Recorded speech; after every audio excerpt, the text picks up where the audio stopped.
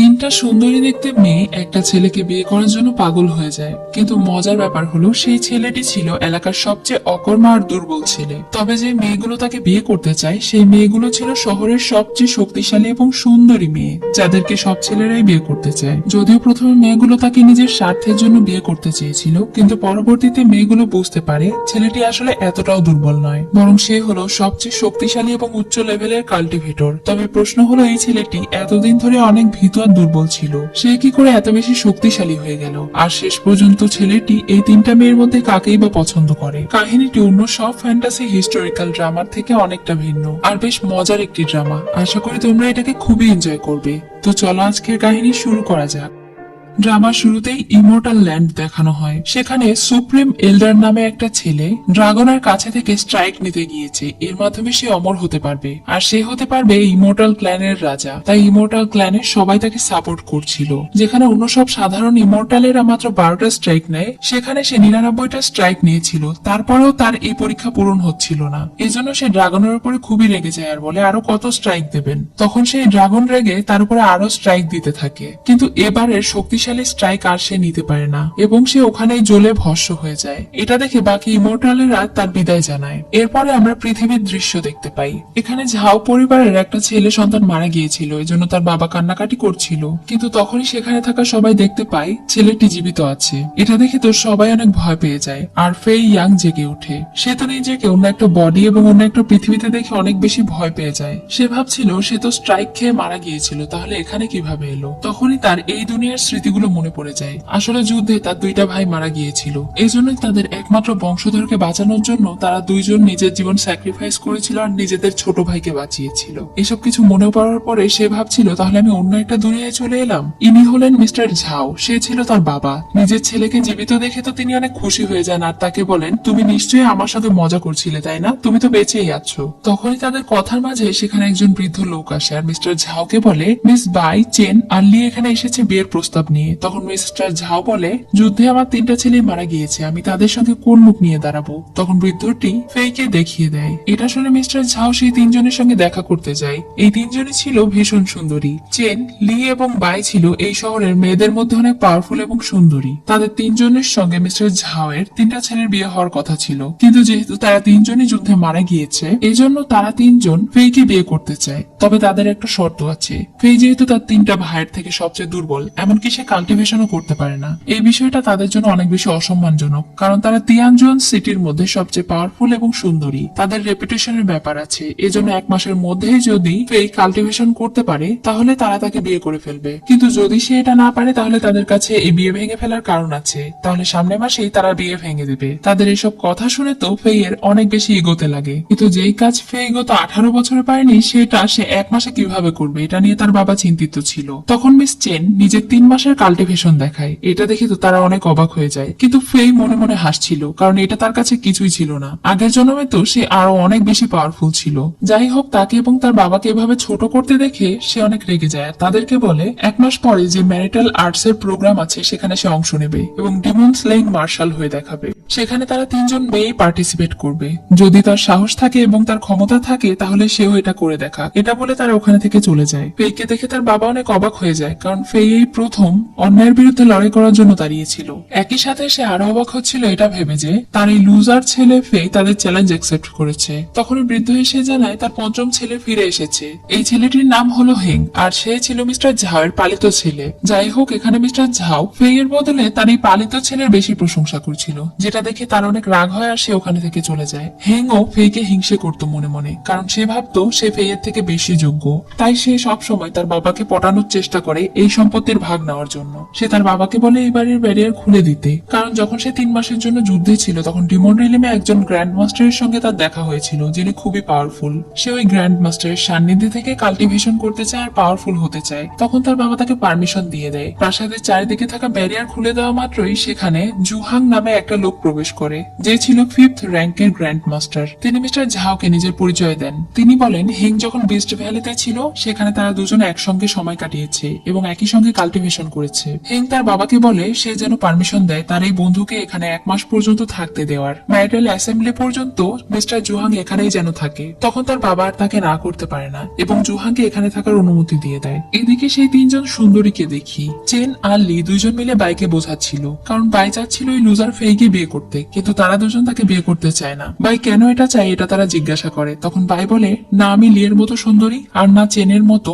শক্তিশালী পরিবারের মেয়ে, আমার তো ঘরও নেই। ফেই যতই ইউজলেস হোক, ঝাও পরিবার অনেক বড় লোক, আমি যদি তাকে বিয়ে করি অন্তত আমি সুরক্ষিত থাকতে পারবো এবং আমার থাকার জন্য একটা ভালো পরিবার এবং ঘর হবে। তোমরা দুইজন হয়তো আরো ভালো কাউকে পাবে, কিন্তু আমি আর ভালো কাউকে পাবো না। তখন তার 2 জন বান্ধবী তাকে বোঝায় যে সে যেন পাগলের মতো কাজ না করে, ভবিষ্যতে হয়তো ফেই ঝাও পরিবারের রাজা নাও হতে পারে। এসব কথার মাঝেই তারা দেখতে পায় হোলি ফুল ফুটেছে, অর্থাৎ এটা ছিল একটা জাদুকরি গাছ যেখানে পদ্ম ফুল ফুটে আর পদ্ম বীজ থেকে প্রচুর শক্তি পাওয়া যায়। তারা 3 জনই সেদিকে চলে যায়। এদিকে আমরা ফেইকে দেখি। এটা হলো মাস্টার জিয়াও। সে ছিল 5ম র্যাঙ্কের গ্র্যান্ড মাস্টার আর অনেক শক্তিশালী। এই মাস্টার তার 3টা ভাইকে ট্রেনিং দিয়েছিল, কিন্তু সে কখনো ফেইকে ট্রেনিং দিতে পারেনি। এখন তার বাবা তাকে ঠিক করেছে ফেইকে ট্রেনিং দেওয়ার জন্য। এজন্য মাস্টার জিয়াও এখন তাকে নিজের স্টুডেন্ট বানাতে চায়, কিন্তু ফেই এতে রাজি হয় না। সে ওখানে থেকে চলে যেতে চাইছিল। তখন মাস্টার জিয়াও বলে, ঠিক আছে আমি তোমাকে যেতে দেবো যদি তুমি আমার সঙ্গে তরোয়ালবাজিতে 3 বার আমাকে হারাতে পারো। তখন ফেই তার চ্যালেঞ্জ গ্রহণ করে আর তার সঙ্গে লড়াই করে 3 বারই মাস্টারকে হারিয়ে দেয়। তখন তো মাস্টার অনেক বেশি অবাক হয়ে যায়। তিনি তখন বলেন, আমি আসলে অন্ধ ছিলাম, আমি বুঝতে পারিনি যে তোমার 3টা ভাইয়ের মধ্যে তুমি সবচেয়ে বেশি পাওয়ারফুল হবে। আমি তোমাকে কথা দিচ্ছি তুমি আমার কাছে থেকে ট্রেনিং গ্রহণ করলে 3 বছরের মধ্যে আমি তোমাকে সবচেয়ে শক্তিশালী শিষ্য বানিয়ে তুলবো আর তুমি হবে আমার শেষ শিষ্য। কিন্তু ফেই তো তাকে পাত্তাই দেয় না। সে এমন ভাব করে যেন মাস্টার জিয়াও অতটাও পাওয়ারফুল না। সে মাস্টার জিয়াওকে উল্টো রিফিউজ করে দিয়ে সেখান থেকে চলে যায় আর মাস্টার জিয়াও তো ভীষণ অবাক হয়ে যায় আর অপমান বোধ করে। ফেই এখন তার মেয়েট চুনকে নিয়ে যাচ্ছিল, তখনই তারা দেখতে পায় জাদুরাজ্যের পদ্ম গাছের পদ্ম ফুল ফুটতে চলেছে, যেটা 81 বছর পর পর ফুটে আর এটা অনেক বেশি পাওয়ারফুল। ফেই এর এ বিষয়ে খুব একটা ধারণা ছিল না, কিন্তু চুন খুব জেদ করছিল সেখানে যাওয়ার জন্য। সে যেতে না চাইলে চুন তাকে জোর করে সেখানে নিয়ে চলে যায়। এটাই হলো সেই জাদুকরি গাছ। এখানে সব পাওয়ারফুল ছেলেমেয়েরা চলে এসেছিল এই গাছের পদ্ম ফল নেওয়ার জন্য। সেখানে ফেই আর চুন চলে আসে। তাকে দেখে তো সেই 3টা মেয়ে বেশ বিরক্ত হচ্ছিল আর বাই মনে মনে ভাবছিল সে কি আসলে এতটা অযোগ্য যতটা তারা দুজন বলে। তখনই সেখানে জাদু গাছের রক্ষক চলে আসে। সে তাদের সবাইকে বলে 81 বছর পরে আবারও এই গাছে ফুল ফুটেছে। 30 বছরের নিচে যারা পাওয়ারফুল তারা এসে নিজেদের ভাগ্য পরীক্ষা করতে পারো। যাদের পাওয়ার সবচেয়ে পিওর এবং ভালো মনের মানুষ তারাই পারবে এই ফুল ফোটাতে। আর এই ফুলের এক একটা বীজে রয়েছে 1000 বছরের কাল্টিভেশনের শক্তি। তাই তাদের মধ্যে যারা শক্তিশালী তারা যেন সেই ফুল ফোটানোর চেষ্টা করে। এটা শোনা মাত্রই একে একে সেখানে থাকা পাওয়ারফুল ছেলেগুলো আসছিল এবং নিজেদের পাওয়ারের সাহায্যে সেই গাছে থাকা পদ্ম ফুল ফোটানোর চেষ্টা করছিল, কিন্তু কেউই পারছিল না। তাদের মধ্যে বেশিরভাগই ছিল তিয়ানজন শহরের ছেলে এবং মেয়ে। এখানে থাকা 3 জন সুন্দরী মেয়েরাও একে একে সেই গাছের ফুল ফোটানোর চেষ্টা করে। তারা একজনের থেকে আরেকজন পাওয়ারফুল ছিল,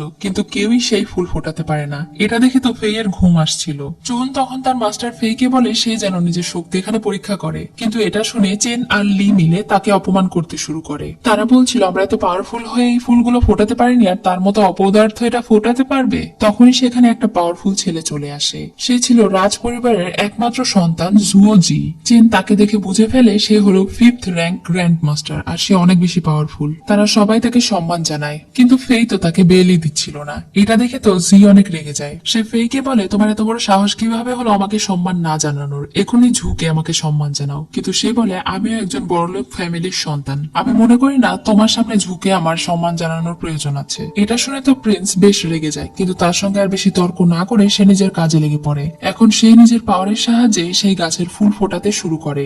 সবাই মনে করে যে সে হয়তো ফুল ফোটাতে সক্ষম হবে, কিন্তু সে নিজেও এই ফুলগুলো ফোটাতে পারে না। এটা দেখে তো ফেই বেশ মজা নিচ্ছিল।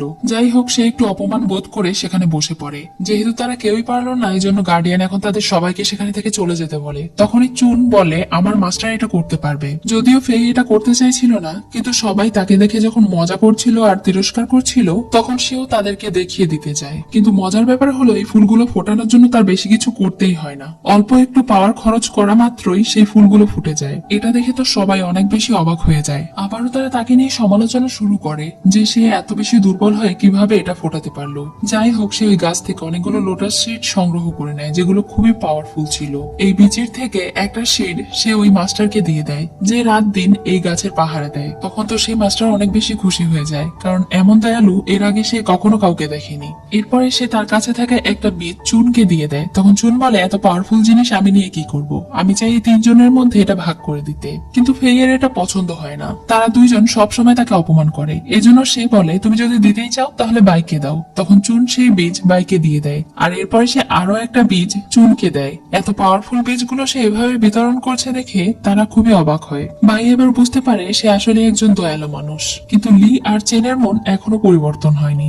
যাই হোক, এদিকে যখন সে চুনের সঙ্গে বাড়ি ফিরছিল তখনই তার কেমন যেন একটা মনে হয়, এজন্য সে চুনকে বাড়ি পাঠিয়ে দেয়। তখনই সেই ডিমনিক পাওয়ারওয়ালা মাস্টার জুহান সেখানে চলে আসে। সে এসেছিল ফেইয়ের কাছে থাকা সেই পাওয়ারফুল লোটাস শিট গুলো চুরি করতে। সে জানতো যে ফেই একটু পাওয়ারফুল নয়, এজন্য সে তার উপরে অ্যাটাক করে দেয় আর মনে করে সে হয়তো মারা গিয়েছে। কিন্তু তখন সেই তিনজন মেয়ে এসে তাকে প্রোটেক্ট করছিল। এটা দেখে তো সে অনেক অবাক হয়ে বলে, তোমরা কি আমার সঙ্গে মজা করছো নাকি? তোমরা আমাকে বাঁচাতে এসেছো? আসলে একটু আগে বাই তার দুইজন বোনকে বুঝিয়েছিল যেহেতু ফেই এখন তার কাছে অনেকগুলো পাওয়ারফুল লোটাস শিট রেখেছে, এজন্য তার উপরে দুষ্ট শক্তিরা অ্যাটাক করতে পারে, তাদের উচিত তাকে প্রোটেক্ট করা। এজন্য লুকিয়ে তারা তার পিছু করছিল। ফেইও যখন এই লড়াইয়ে তাদের সাহায্য করতে চায় তখন তারা বলে, তুমি পিছনেই থাকো। তখন সে বলে, ঠিক আছে আমি চলে যাচ্ছি, তোমরাই লড়াই করো। এটা বলে সে ওখান থেকে চলে যায়।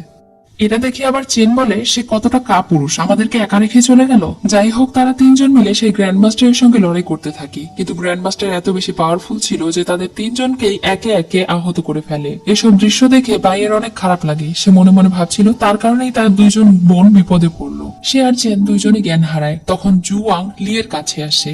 সে তাকে দেখে বলে, আমি শুনেছি তুমি নাকি তিয়ানজুয়ান শহরের মধ্যে সবচেয়ে সুন্দরী, তাহলে তোমার সৌন্দর্যটা আমি একটু ভালোভাবে দেখি। এটা বলে সে তাকে সিরিয়াস করতে শুরু করে, কিন্তু তখনই সেখানে ফেই চলে আসে আর তাকে একটা চর মারে। একই সাথে সে তার সঙ্গে লড়াই করে তাকে পুরোপুরি খতম করে দেয়। এই সবকিছুই সেখানে থাকা লি অবাক হয়ে দেখছিল। ফেই যে এতটা পাওয়ারফুল এটা দেখে তো সে ভীষণ অবাক হয়ে যায়, আর একই সাথে সে তার উপরে ক্রাশ খায়। ফেই এখন তার উপরে থাকা স্পেল সরিয়ে ফেলে, তার জামা কাপড় ঠিক করে দেয়, আর এরপরে তার দুইজন বোনকে লোটাস শিট দিয়ে বাঁচায়। এমনকি সে যাবার আগে তাকেও একটা লোটাস শিট দিয়ে সেখানে থেকে চলে যায়। লি তো একদম হা করে তার দিকেই তাকিয়েছিল। কিছুক্ষণের মধ্যে বাই আর চেনের জ্ঞান ফিরে আসে। অদ্ভুতভাবে তারা লক্ষ্য করে যে তারা দুইজন লড়াই করে যে পরিমাণে অসুস্থ হয়ে পড়েছিল, তাদের দেহে কোনো ব্যথা নেই আর না কোনো ক্ষত আছে।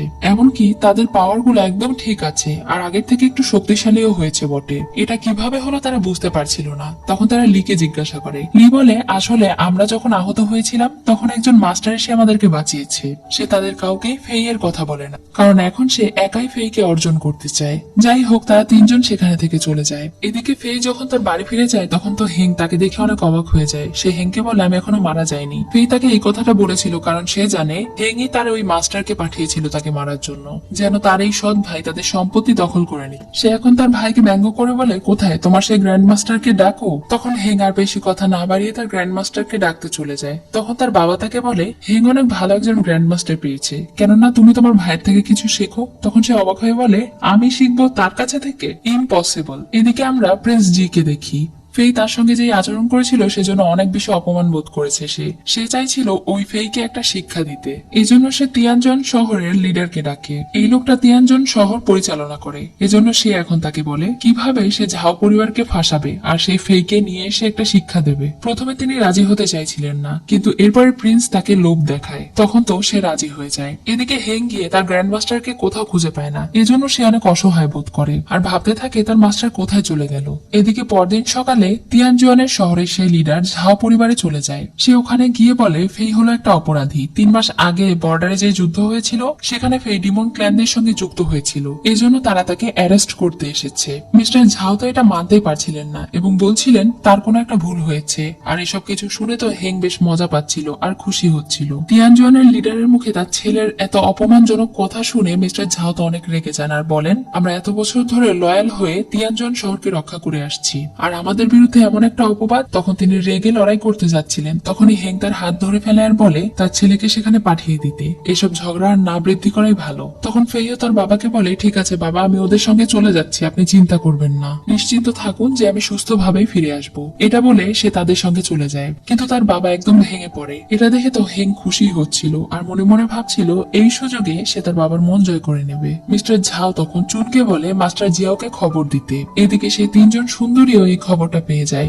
লি এটা শোনা মাত্র মনে মনে ভাবতে থাকে, এমন ছোট একটা বিষয় হ্যান্ডেল করা ফেইয়ের জন্য কোনো ব্যাপারই না, সে নিজের প্রোটেকশন নিজেই করতে পারবে। কিন্তু বাই আর চেন ভাবছিল এই ছেলেটা সব সময় কোনো না কোনো গ্যাঞ্জাম বাঁধিয়েই ফেলে, এখন তাকে আবার বাঁচাতে যেতে হবে, কি একটা ঝামেলা। লি তখন ফেইয়ের পক্ষ নিয়ে তাদেরকে বুঝিয়ে বলে, যতই হোক সে তো আমাদের ফিয়ন্সে, হবু বর, তার বিপদে আমাদের পাশে থাকা উচিত। এদিকে ফেইকে কারাগারে বন্দি করে রাখা ছিল। সেখানে প্রিন্স জি আর তিয়ানজন শহরের লিডার আসে। তাদের সাথে কথা বলেই ফেই বুঝতে পারে যে প্রিন্স তাকে এখানে কৌশল করে নিয়ে এসেছে তাকে মারার জন্য। সেই দিন তার আচরণের জন্য প্রিন্স তার উপরে রেগে আছে আর তাকে একটা শিক্ষা দিতে চায়। এমনকি সে তো তার পুরো পরিবারকেই ধ্বংস করে দিতে চায়। এটা শুনে ফেই বলে, আচ্ছা বুঝলাম, যেহেতু রাজ পরিবার আমার পরিবারের সঙ্গে শত্রুতা করছে, তাহলে তো রাজ পরিবারকে টিকতে দেওয়া যাবে না। এটা শুনে তো প্রিন্স জি অনেক বেশি রেগে যায়। আর তাদের এই রাগকে শান্ত করার জন্য ফেই নিজের আসল পাওয়ার দেখায়। সে তার ঠান্ডার পাওয়ার দেখানো মাত্রই সেখানে থেকে প্রিন্স জি পালিয়ে যায়। আর চতুর্থ র্যাঙ্কের মাস্টার তিয়ানজুয়ান লিডার তার সঙ্গে পারে না। তার এমন বেহাল দশা হয়ে যায় যে তাকে দেখে অনেক ফানি লাগছিল। সে ফেইকে বলে, আপনি কোন র্যাঙ্কে আছেন আর এত পাওয়ারফুল টেকনিক কোথায় থেকে শিখেছেন? ফেই শুধু তাকে সুন্দর করে বুঝিয়ে দেয় যেহেতু সে তার সঙ্গে শত্রুতা করেছে আর সে যদি বাঁচতে চায় তাহলে সে নিশ্চয়ই পরবর্তীতে ওই প্রিন্সের সঙ্গে মিলে আর শত্রুতা করবে না। আর বাইরে গিয়ে তাকে কি করতে হবে সে নিশ্চয়ই জানে। তখন সেই মাস্টার বলে, হ্যাঁ হ্যাঁ আমি জানি। এদিকে আমরা দেখতে পাই ফেইয়ের বাবা এবং বাকি সবাই সেখানে চলে এসেছিল তাকে বাঁচানোর জন্য, এমনকি মাস্টারও এসেছিল। ভেতরে থেকে তারা সেই থান্ডারের আওয়াজ পেয়ে মনে করে হয়তো ফেইয়ের উপরে কোনো বিপদ এসেছে। কিন্তু তখনই ফেই সেখানে লিডারের সঙ্গে হাসতে হাসতে বেরিয়ে আসে, যেন তারা দুজন বন্ধু। সে তার বাবাকে বলে, বাবা আমি বাড়ি যাচ্ছি, আপনারাও চলে আসুন। এটা বলে সে ওখানে থেকে চলে গেলে সেখানে তাকে বাঁচানোর জন্য উপস্থিত সবাই ভীষণ রেগে যায়। বাসায় এসে তার বাবা তাকে জিজ্ঞাসা করে আসলে সেখানে তার সঙ্গে কি ঘটেছিল, তাদের শহরের মাস্টার তাকে প্রাসাদে নিয়ে গিয়ে তার সঙ্গে কি করেছে। তখন সে একদম ক্যাজুয়ালি ভাবে বলে সে কিছুই করেনি, বরং সে তো আমার সঙ্গে বসে চা পান করেছে, গল্প করেছে আর আমাদের পরিবারের প্রশংসা করেছে। এসব কিছু তো তাদের মাথার উপর দিয়ে যাচ্ছিল, কারণ তাকে তো এভাবে ধরে নিয়ে যাওয়া হয়নি। যাই হোক, মিস্টার ঝাও এখন মাস্টার জিয়াও, বাই চেন এবং লিকে এখানে আসার জন্য ধন্যবাদ জানায়। তবে ফেই তাদের তিনজনের উপরে একদমই কৃতজ্ঞ ছিল না। এই বিষয়টা নিয়ে চেনের বেশ রাগ হয়। ফেই তো এখানে তাকে আরো একটু রাগিয়ে দেয় বউ বলে। ফেই তাকে জিজ্ঞাসা করে, চেন বলতো তুমি কেন আমার সঙ্গে এমন করো সব সময়, আমি তোমার সঙ্গে কি করেছি? তখন চেন বলে, তোমার কোনো কথাই আমার ভালো লাগে না, একদম অসহ্য লাগে। এটা বলে সে ওখানে থেকে চলে যায়। ফেই তখন বোকার মতো বলতে থাকে, আমি আসলে কি করলাম এটাই তো বুঝলাম না। বাহিরে এসে তারা তিনজন মিলে ডিসকাস করছিল এখন কে কি করবে। বাই যেহেতু এখন বেশ পাওয়ারফুল হয়ে গিয়েছে, এজন্য সে তার পৈতৃক সম্পত্তি উদ্ধার করতে চলে যায় আর তার পাওয়ার আরো বেশি কাল্টিভেশন করতে চায়, কারণ তাদের সেই কম্পিটিশনের মাত্র আর 7 দিন আছে। চিং ও তার ক্যারিয়ার গড়ার জন্য পাওয়ার কাল্টিভেশন করতে চলে যায়, কিন্তু লিয়ের অন্য প্ল্যান ছিল। সে তাদের মতো ক্যারিয়ার করতে চায় না, সে এখন ফেইকে অর্জন করতে চায়। তখনই সেখানে ফেইয়ের সৎ ভাই হেং চলে আসে। সে তাকে কিছু গিফট দিয়ে ইমপ্রেস করার চেষ্টা করে, একই সাথে ফেইয়ের কিছু বদনামও করে, যেটা শুনে লিয়ের অনেক বেশি রাগ হয়। সে তার গিফট তো একসেপ্ট করেই না, বরং সে তাকে শাসন করে বলে, তোমার বড় ভাই সম্পর্কে এমন কথা বলা তোমার একদম উচিত হয়নি। এটা বলে সে ওখানে থেকে চলে গেলে হেং এর অনেক রাগ হয়। ম্যারিটাল অ্যাসেম্বলি শুরু হওয়ার আর মাত্র 7 দিন আছে, এজন্য তারা দুই ভাই মিলে এখন ম্যারিটাল পাওয়ার প্র্যাকটিস করছিল। মাস্টার জিয়াও তাদেরকে গাইড করছিল। মাস্টার জিয়াওয়ের সামনে হেং অনেক পাওয়ার প্রদর্শন করে। এটা দেখে তো মাস্টার জিয়াও বেশ ইমপ্রেস হয়ে যায় আর তার প্রশংসা করে। অপরদিকে ফেংকে এটা করতে বলা হলে সে তো পাথর উঠাতেই পারে না, এজন্য হেং হাসে। কিন্তু তার মাস্টার একদমই নিরাশ হয় না। সে ফেংকে বলে আরো বেশি বেশি প্র্যাকটিস করতে, যতক্ষণ না সে এটা পারবে। জিয়াও তাকে দিয়ে সারাদিন এই পাথর টানার প্র্যাকটিস করায়। 300 বার এই পাথর টানার পরে ফেই মনে মনে ভাবছিল, মনে হচ্ছে আমি আবারও 100 বছর আগের ট্রেনিং এ ফিরে গিয়েছি। সে তার মাস্টারকে বলে, আজকের মতো এইটুকুই, আমি আর পারবো না, আমার গা হাত পা ব্যথা করছে। তখন জিয়াও তাকে একটা পুকুরে নিয়ে যায় আর বলে, তাহলে তোমাকে এবার না হয় হিল করতে সাহায্য করি, তুমি এই পুকুরে নামো। এই পুকুরে আছে ঠান্ডা পানি এবং আমার স্পেশাল ফর্মুলা, এখানে ডুবে ধ্যান করলে তোমার শরীর খুব দ্রুত হিল হয়ে যাবে, আর এটা করলে তুমি ম্যারিটাল অ্যাসেম্বলির জন্য যোগ্য হয়ে যাবে। তার মাস্টারের এত ইন্সপিরেশন শুনে সে এখানে যেতে চায়। তখনই জিয়াও বলে, তোমাকে প্রথমে পোশাক খুলতে হবে, নয়তো তোমার শরীরে এই পানি অ্যাবজর্ব হবে না। তখন তো সে পোশাক খুলতেই চাইছিল না। জিয়াও তখন জোর করে তার পোশাক খুলে তাকে পানিতে নামিয়ে দেয়। সে তো এমন অবস্থায় অবস্থায় শুধু তার মাস্টারের দিকে তাকাচ্ছিল আর মনে মনে ভাবছিল এর প্রতিশোধ সে নিয়েই ছাড়বে। এবার সে মাস্টারের কথা মতো হিল হতে শুরু করে। মাস্টার এটা দেখে অনেক বেশি অবাক ছিল যে সে খুব দ্রুতই তার শরীরকে রিকভার করে ফেলছিল।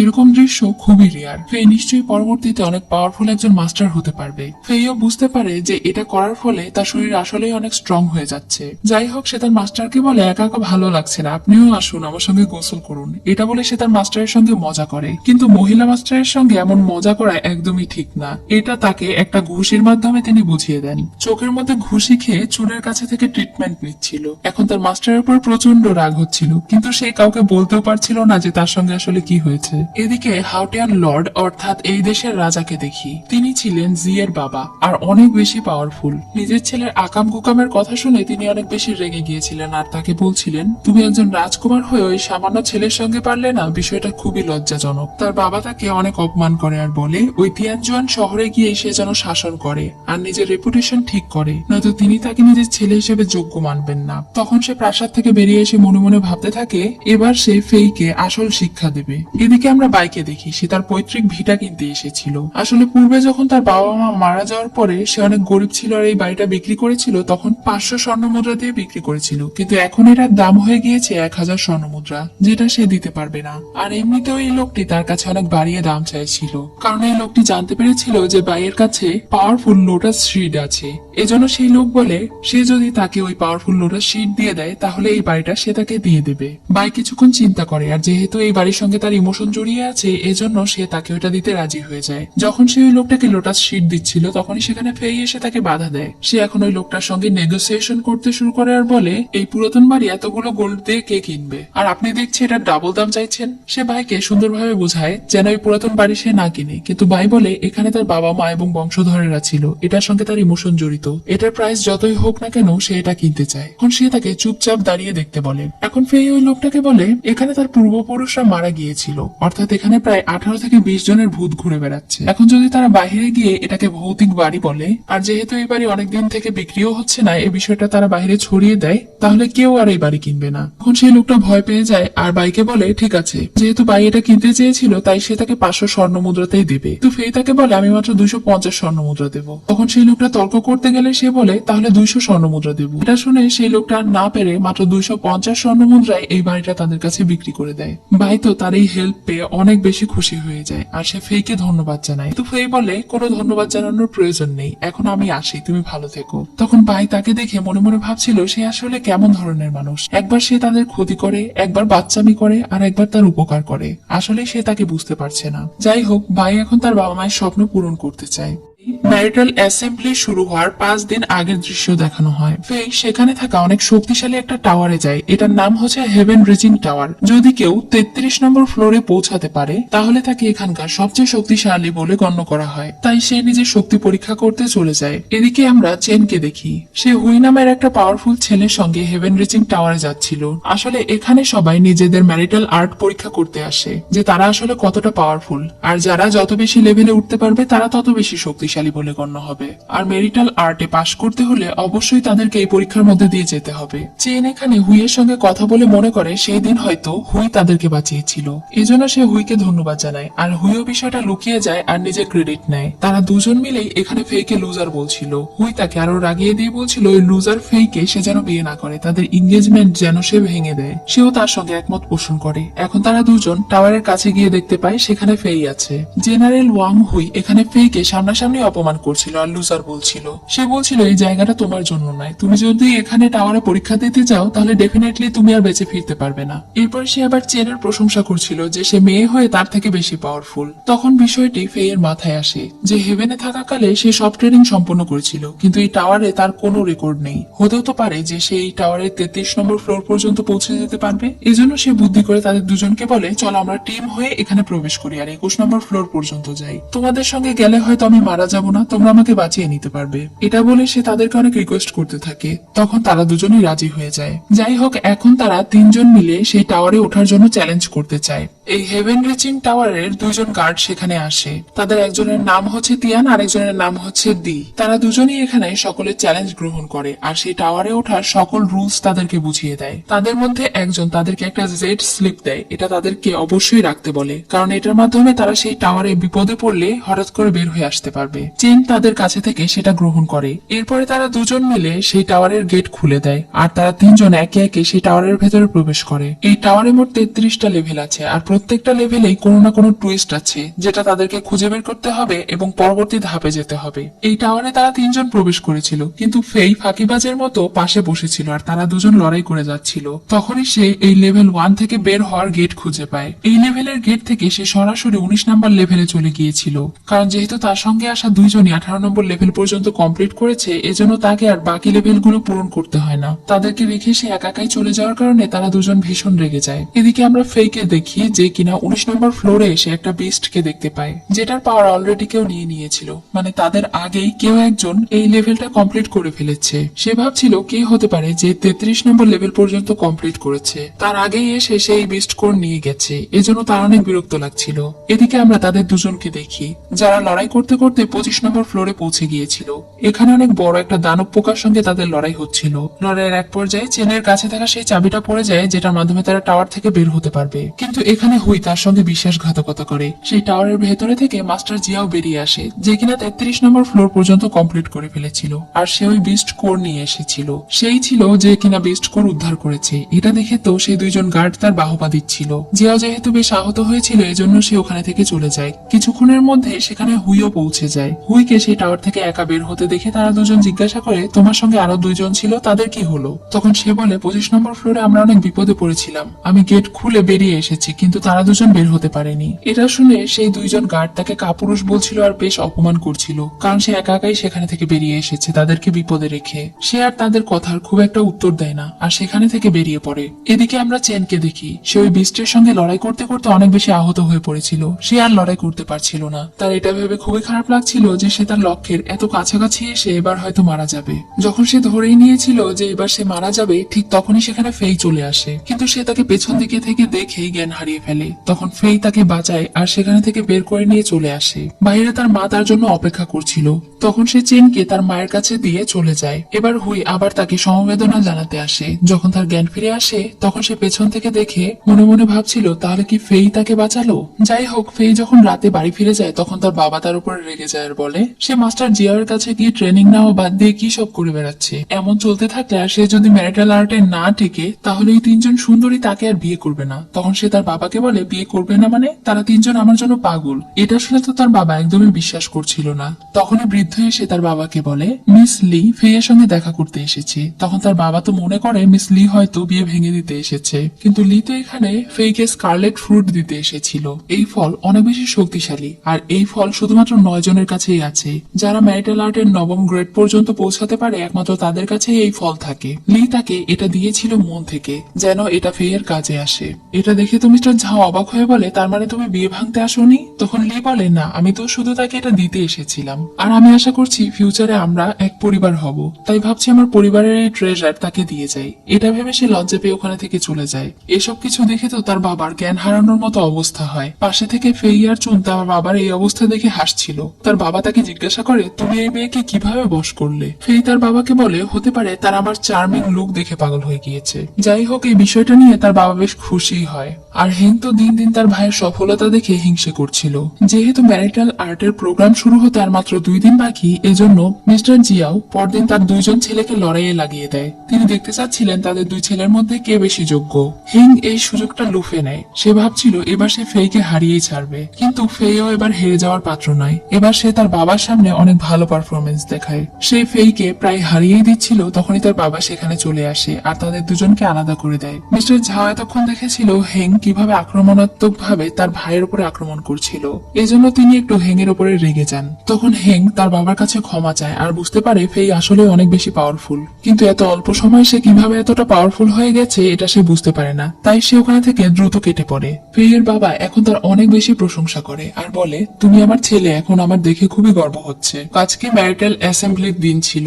সেখানে ওই 3 জন সুন্দরী আর একে একে সব পাওয়ারফুল লোকেরা এসেছিল। এই লোকটার নাম হচ্ছে লর্ড গি, যাকে প্রিন্স সঙ্গে করে নিয়ে এসেছিল। সে ছিল 6th র্যাঙ্কের মাস্টার, মানে এখানে যারা এসেছে তাদের সবার থেকে সে ছিল পাওয়ারফুল। প্রিন্স এখানে ফেই ইয়াং এরই অপেক্ষা করছিল, কারণ সে এখানে আজকে আরেকটা শিক্ষা দিতে চেয়েছিল। কিছুক্ষণ পরেই তাদের অপেক্ষার প্রহর শেষ হয়। সে 2-3 জন লোকের পিঠে করে সেখানে আসে আর আরাম করতে করতে নিচে নামে। লি তো তাকে দেখে অনেক বেশি খুশি হয়ে যায়, আর ফেই এর প্রতি লি এর এত বেশি অ্যাট্রাকশন দেখে বাই আর চেন দুইজনই অনেক অবাক হচ্ছিল।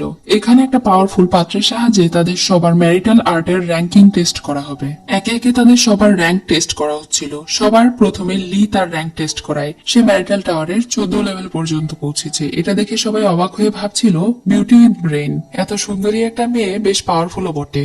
এরপরে একে একে সবার র্যাঙ্ক টেস্ট করা হচ্ছিল। লি এখানে র্যাঙ্কের দিক থেকে প্রথমে ছিল, এরপরে বাই হয় 2nd র্যাঙ্ক আর হেং হয় 3rd র্যাঙ্কে। এরপরে চেন যখন তাদের সঙ্গে জয়েন করে তখন সবাই দেখতে পায় সে 25 লেভেল পর্যন্ত পৌঁছেছে, অর্থাৎ সে সবার উপরের র্যাঙ্কে চলে গিয়েছে। এরপরে হুইয়ের পাওয়ার টেস্ট করা হয়। সেও চেনের মতো 25 র্যাঙ্ক পর্যন্ত পৌঁছেছিল, এজন্য সে এবার সবার প্রথমে চলে আসে। সবার শেষে ফেং এর পাওয়ার টেস্ট করা হয়। তার পাওয়ার দেখে তো সেখানে থাকা গার্ডরা চমকে যায়, আর আশেপাশের সবাই হাসাহাসি করছিল এটা ভেবে যে সে হয়তো সবার লাস্ট হবে, এজন্যই তারা চমকে গিয়েছে। কিন্তু যখন তার র্যাঙ্কিং সবার উপরে আসে তখন এটা দেখে তো সবাই চমকে যায়, কারণ সে ওই টাওয়ারের 33 নম্বর লেভেল অর্থাৎ একদম লাস্ট লেভেল পর্যন্ত পৌঁছেছিল। এটা শুনে তো সবাই একদম চমকে যায়। সবাই শুধু ভাবছিল এটা কিভাবে সম্ভব, সেটা কিভাবে করলো। এবার সেই 3 সুন্দরীর ভুল ভাঙে। এবার তারা নিজেরাই বলতে শুরু করে তারা হয়তো ফেইকে ভুল বুঝেছিল। লি তো আগে থেকেই তার ব্যাপারে জানতো। বাইও এবার বিশ্বাস করতে শুরু করেছে যে ফেই আসলেই পাওয়ারফুল, আর চেনও মনে মনে ভাবছিল তাহলে কি সে সত্যি ফেইকে ভুল বুঝেছিল। সেখানে থাকা হুই বলছিল সে 33 লেভেল পর্যন্ত পৌঁছেছে জন্য সে অনেক বেশি র্যাঙ্কের হয়ে গিয়েছে, তা নয়। এরপরে আমরা দেখতে পাবো তার র্যাঙ্ক কত হয়েছে। চেন ভাবছিল সে হয়তো 3rd র্যাঙ্কে পৌঁছে গিয়েছে, আর লি আসলেই জানতে চাইছিল ফেই আসলে কতটা পাওয়ারফুল এবং তার র্যাঙ্ক কত। যখন সে তার পাওয়ার ওই পাত্রে রাখে তখন সবাই দেখতে পায় যে সে সবার র্যাঙ্কের দিক থেকে নিচে। এটা দেখে প্রিন্স অবাক হয়ে ভাবতে থাকে তার মানে সে কোনো ম্যারিটাল আর্টিস্ট নয়, নিশ্চয়ই এর পেছনে কোনো রহস্য আছে। সে 33 লেভেল পর্যন্ত পৌঁছেছে কিন্তু মাত্র 3rd র্যাঙ্কে। এটা দেখে তো সেখানে থাকা বেশ অনেকেই হাসাহাসি করছিল, কিন্তু পাশে থেকে লি হাসছিল, কারণ সে বুঝতে পেরেছিল সে অবশ্যই 3rd র্যাঙ্কের নয়। আর এখানে সবার সামনে তার আসল রূপ প্রকাশও পায়নি, কারণ সে যদি 3rd র্যাঙ্কের হতো তাহলে সে সেই দিন 5ম র্যাঙ্কের গ্র্যান্ড মাস্টারকে হারাতে পারত না। তাদের র্যাঙ্কিং টেস্ট তো হয়ে যায়, এরপরে আসে তাদের লড়াইয়ের টেস্ট। এখানে তাদের সঙ্গে 6 নম্বর র্যাঙ্কে সে গ্র্যান্ড মাস্টার লড়াই করতে চায়। তার লড়াই দেখে সবাই অনেক অবাক হয় আর বুঝতে পারে তার সঙ্গে লড়াই করে কেউ পারবে না, কিন্তু বাই এগিয়ে আসে, কারণ এই লোকটা ছিল তার শত্রু। এই লোকটা তার পরিবারের 13 জনকে মেরে ফেলেছে, এজন্য সে তার বাবা মায়ের মৃত্যুর প্রতিশোধ নিতে চায়। এছাড়াও এই লোকটা সেখানে থাকা অনেকেরই শত্রু ছিল, এজন্য তারা সবাই সামনে এগিয়ে আসে তার সঙ্গে লড়াই করার জন্য। কিছুক্ষণের মধ্যে সেখানে মাস্টার জিয়াও চলে আসে। সে 5th র্যাঙ্কে ছিল, কিন্তু সে তরোয়ালবাজিতে একদম মাস্টার ছিল। তাকে দেখে সেই 6th র্যাঙ্কের মাস্টার একটু ভয় পেয়ে যায় আর প্রিন্সকে বলে এই বিষয়টা যেন সে একটু সামলে নেয়, কারণ মিস জিয়াও যদি তার সঙ্গে লড়াই করে তাহলে সে হয়তো মিস জিয়াওয়ের সঙ্গে লড়াইয়ে পারবে না। এজন্য প্রিন্স এবার এই পরিবেশটাকে একটু সামলে নেয়। যদিও সে ফেইকে এখনই শিক্ষা দিতে চেয়েছিল, কিন্তু সে এই বিষয়টাকে সামলে নেয় মিস জিয়াওয়ের জন্য। তারা এখন আর লড়াই প্র্যাকটিস করতে চায় না। এটা শুনে বাইয়ের অনেক কষ্ট লাগে আর সে মনে মনে ভাবতে থাকে তাহলে কি সে তার বাবা মায়ের প্রতিশোধ নিতে পারবে না। এটা বুঝতে পেরে ফেই তাদেরকে বলে আমি কি বলেছি আমরা এসব খেলবো না, আমরা অবশ্যই লড়াই প্র্যাকটিস করব। এটা বলে সে এখন বাইকে বলে তুমি যেহেতু আমার ফিয়ান্সে হয়ে গিয়েছো তাহলে তোমার জন্য তো আমি এতটুকু করতেই পারি, আমি ওই লোকটাকে মারতে পারবো। তুমি কি চাও না তোমার প্রতিশোধ নিতে? তখন সে বলে হ্যাঁ। এটা শুনে সে যখন এগিয়ে যাচ্ছিল তখনই সেখানে মাস্টার জিয়াও এসে তাকে বাধা দেয়। তাকে এখন এইসব করতে বারণ করে, সবকিছুর একটা সিস্টেম আছে। চেনও তাকে বাধা দেয়। তখন সে বলে আমি কারো ধার ধারি না, যেহেতু এটা আমার ফিয়ান্সের বিষয় তাই আমি যতদিন বাঁচবো আমার পাওয়ার থাকুক অথবা না থাকুক আমি আমার মতো করে বাঁচবো এবং সম্মান নিয়ে বাঁচবো, মাথা উঁচু করে বাঁচবো। তাই আমরা এই লড়াই কম্পিটিশনটা করব, আগামীকাল হবে কম্পিটিশন। এটা বলে সে ওখানে থেকে চলে যাচ্ছিল আর লি তাকে দেখে হাসছিল। পরদিন প্রিন্স সেই মাস্টারের সঙ্গে প্ল্যান করে যে তারা লড়াই কম্পিটিশন করবে, কিন্তু শেষে তারা লড়াইয়ের নিয়ম মানবে না। তাদের একটাই লক্ষ্য, তা হচ্ছে ফেইকে মেরে ফেলা। এদিকে ফেই যখন তার মাস্টারের সঙ্গে কথা বলছিল তখনই তার মাস্টারের শরীর খারাপ দেখে সে দেখতে পায় তার মাস্টার অনেক বেশি ইনজুরি হয়ে গিয়েছে। তখন সে তার মাস্টারের অনেক কেয়ার করে আর তার কাছে থাকা সেই লোটাস সিড তার মাস্টারকে দিয়ে দেয়। তখন তার মাস্টার অনেকটা সুস্থ বোধ করে আর অনেক বেশি খুশি হয়ে মনে মনে ভাবতে থাকে ফেই আসলে অনেক ভালো মনের একটা মানুষ। সে এখন ফেইকে দেখায় যে সে ফেইয়ের জন্য জন্য 5টা হার্ব খুঁজে পেয়েছে। আর সেখানে বিস্ট কোড দেখে তো ফেই অনেক অবাক হয়ে যায় আর ভাবতে থাকে তাহলে 33 নম্বর র্যাঙ্কে পৌঁছেছিল যে সে আর কেউ নয় বরং তার মাস্টার। আর এই সবকিছু জিয়াও সংগ্রহ করেছিল তার জন্য, যেন সে আরো পাওয়ারফুল হতে পারে। তখন সে তার মাস্টারকে বলে, আপনি কেন আমার জন্য এত কিছু করেছেন, আমাকে প্রমিস করুন এরপর থেকে আপনি আর নিজের ক্ষতি করে এসব কিছু করবেন না। তখন তার মাস্টার বলে, ইদানিং দেখছি তুমি আমার বেশ ভালোই কেয়ার করছো, মনে রেখো আমি তোমার থেকে বয়সে অনেক বড়, তুমি আমাকে পছন্দ করে ফেলোনি তো? তখন সে একটু আমতা আমতা করে বলে, কি বলছেন এসব? জিয়া মনে মনে ভাবতে থাকে এতদিন সে যতগুলো মানুষের সঙ্গে মিশেছে তার মধ্যে সবচেয়ে স্পেশাল মানুষগুলোর মধ্যে ফেই একজন, এজন্যই তো সে তার জন্য এত কষ্ট করছে। আসলে মাস্টার জিয়াও তাকে পছন্দ করতে শুরু করেছিল। যাই হোক, এরপরে মাস্টার সেই জড়িবুটিগুলোকে ব্যবহার করে পুকুরের পানিকে পাওয়ারফুল করে দেয়। এই পানিতে তার মাস্টারের কথা মতো ফেই নিজেকে হিল করতে শুরু করে আর এই জিনিসগুলো অনেক দ্রুত অ্যাবজর্ভ করতে শুরু করে। এদিকে চেনের মা চেনকে সেই একই পুকুরের সামনে নিয়ে এসেছিল আর তাকে বলছিল যদি সে নিজে এখানে কাল্টিভেশন করে তাহলে তার পাওয়ার আরো একটু বেড়ে যাবে। যখন সে ছোট ছিল তখন তার বাবা মা এখানে এসে কাল্টিভেশন করতো। এই কাল্টিভেশন করতে হলে অবশ্যই তাকে জামা কাপড় খুলে করতে হবে, নয়তো এই পাওয়ারফুল পানি তার শরীরে অ্যাবজর্ব হবে না। এবার তার মা তাকে সেখানে যেতে বলে। এদিকে ফেই তো সেই পানির মধ্যেই ছিল। যখনই সে চেনের আওয়াজ পায় তখন সে ভয়ে পানির নিচে ডুব দিয়ে থাকে আর সে খেয়াল করে চেন তার জামা কাপড় খুলে সেখানেই নামছে। যখন চেন পানির ভেতরে চলে আসে তখন সে আর নিঃশ্বাস আটকে রাখতে পারে না, সে উপরে উঠে আসে। তাকে এই অবস্থায় দেখে তো চেন অনেক বেশি ভয় পেয়ে যায়। সে তাকে অনেক বাজে বাজে গালিগালাজ করছিল আর বলছিল এখানে থেকে চলে যেতে। যেহেতু সে তাকে অনেক খারাপ খারাপ গালি দেয় এজন্য ফেই ওখানে থেকে যায় না, বরং তার আশেপাশে ঘুরতে থাকে। তখন চেন অনেক অসহায় ফিল করে আর সে কান্না করে ফেলে। এটা দেখে তো ফেই তার কাছে মাফ চায়। তাদের কথার মাঝে সেখানে আবার হুই চলে আসে। হুই সেখানে একটা মেয়েকে নিয়ে এসেছিল আর তারা দুজন নষ্টামি করছিল। চেন হুইকে এতদিন অনেক বেশি ভালো মনে করেছিল আর হুইও তাকে পছন্দ করত, কিন্তু সে যে এত খারাপ এবার সে এটা নিজে চোখে দেখে ফেলে। আড়াল থেকে এসব কিছু দেখার পরে সে এখন ফেইকে ওয়ার্নিং দিয়ে বলে আজকে যা সে দেখেছে এই সব কিছু যদি সে কাউকে বলে তাহলে তার খবর আছে। যাই হোক, সেই দিন রাতে লিয়ের বাসায় ফেইয়ের দাওয়াত ছিল। লিকে আসতে দেখে তো ফেই অনেক বেশি খুশি হয়ে যায়। লিয়ের বাবা মা ফেইকে অনেক আপ্যায়ন করে, তাকে একদম জামাই আদর করে আর ভালো ভালো খাবার খাওয়ায়। একই সাথে লিয়ের বাবা মা এখানে তাকে কনভিন্স করার চেষ্টা করছিল যেন সে লিকে তার কনকুবাইন না বানিয়ে তার স্ত্রী বানায়, কারণ যেহেতু সে 3টা মেয়েকে বিয়ে করবে তাই কেউ না কেউ ফার্স্ট র্যাঙ্কে থাকবে। লি যেন ফার্স্ট র্যাঙ্কে থাকে সেজন্য তার বাবা মা তাকে বোঝাচ্ছিল। তাদের কথার মাঝেই সেখানে বাই চলে আসে। লিয়ের বাসায় যে ফেইকে দাওয়াত দেওয়া হয়েছে এটা দেখে সে একটু অবাকই হয়। যেহেতু বাইও এখন ফেইকে পছন্দ করতে শুরু করেছিল এজন্য সে মনে মনে একটু হিংসা করে। লি এখন বাইকেও বলে তাদের সঙ্গে খাবার খেতে। ফেই যখন খাবার খাচ্ছিল তখন লি অপলক দৃষ্টিতে তার দিকে তাকিয়েছিল আর বাই তো হিংসায় জ্বলে পুড়ে যাচ্ছিল, কিন্তু সে তাদের দুজনকেই খাবার সার্ভ করে তাদের রাগ ঠান্ডা করে দেয়। বাই বলে সে এখানে লিকে ডাকতে এসেছিল র্যানকে তাদের সঙ্গে কালকে নিয়ে যাওয়ার জন্য, কারণ কালকে ফাইটিং কম্পিটিশন হবে। তবে সে যেখানে আছে ওখানে যাওয়াটা একটু কঠিন। চেন যদিও ফেইকে ঘৃণা করে তারপরেও ফেই তাদের সঙ্গে যেতে চায়। এখন তারা 3জন মিলে চেনকে ডাকতে চলে যায় যেখানে চেন ধ্যান করছিল। ফেই তাদের দুজনের হাত ধরে আছে এটা দেখে তো চেনের জেলাস ফিল হয়। সে মনে মনে ভাবছিল তারা দুজন কি ফেইয়ের সঙ্গে রিলেশনশিপে আছে নাকি, হয়তো তারা দুজনে এই বিষয়টা তার কাছে থেকে লুকোচ্ছে। যাই হোক, যেহেতু সে গতকালের ঘটনার কারণে ফেইকে অনেক বেশি ঘৃণা করে এজন্য সে তার 2 বোনকে বলছিল তার কাছে থেকে সরে আসতে। তারা দুজন কি তাকে বন্ধু বানিয়ে নিয়েছে নাকি? সে প্রথমে বাইকে বলে, কিন্তু বাই আমতা আমতা করে বলে সে আসলে ফেইকে বিয়ে করতে চায়, এজন্য সে তার সঙ্গেই থাকবে।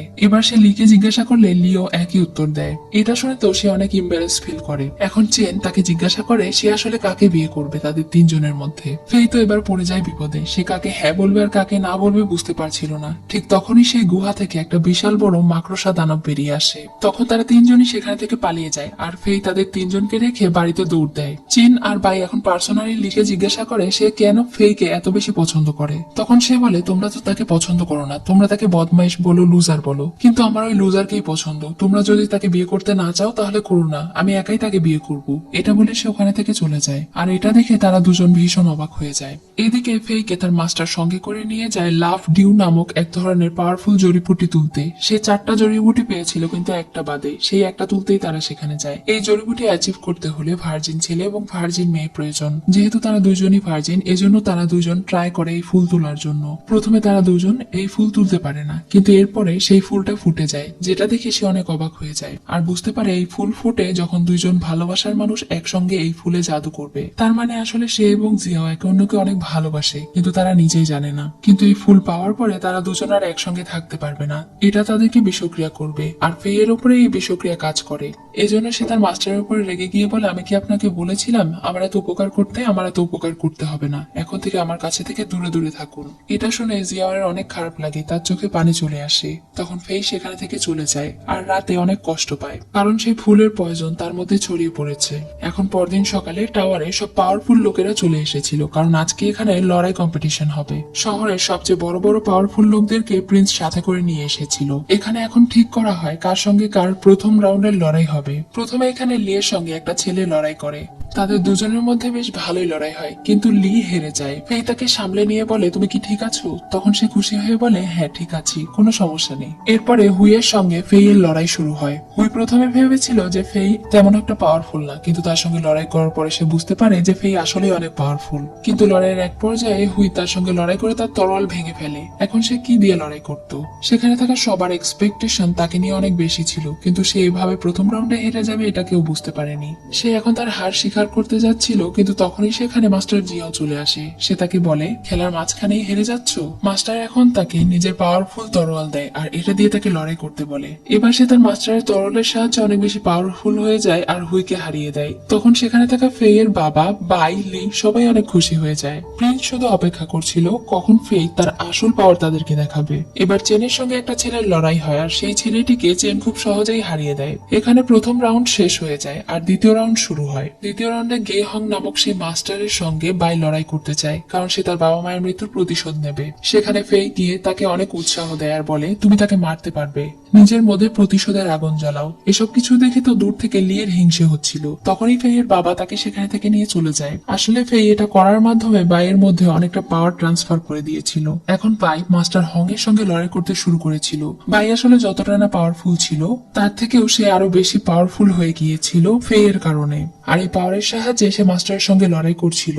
এক পর্যায়ে সে মাস্টারকে হারিয়ে দেয়। মাস্টার একদম পুরোপুরি মারা যায়। এটা দেখে তো তারা সবাই অনেক অবাক হয়ে যায় যে ভাই এতটা বেশি পাওয়ারফুল যে সে 6 নম্বর র্যাঙ্কের একজন মাস্টারকে হারিয়ে দিল। এটা দেখে তো প্রিন্স একদম হতভম্ব হয়ে যায়। আর সেখানে থাকে চেন ফেইকে জিজ্ঞাসা করে, তুমি আসলে কি করেছো তার সাথে? তখন সে বলে, আমি তোমাকে বলবো না। এই বিষয়গুলো এখন রয়্যাল ফ্যামিলির রেপুটেশনের ব্যাপার হয়ে গিয়েছে। এজন্য প্রিন্স তার বাবাকে ডেকে নিয়ে আসতে চলে যায়। এত কিছুর পরেও যখন চেন বাইকে নিয়ে ছোট করে কথা বলছিল, তখন এই বিষয়টা বাই আর লি মেনে নিতে পারে না। লি এবার তাদের সবাইকে সত্যি কথাটা বলেই দেয় যে সেদিন ওই জঙ্গলে ডিমন গ্র্যান্ডমাস্টারের হাত থেকে আর কেউ নয়, ফেই তাদেরকে বাঁচিয়েছিল। আর ফেই তাদেরকে বাঁচানোর জন্য নিজের কাছে থাকা লোটাস সিডও দিয়ে দিয়েছিল।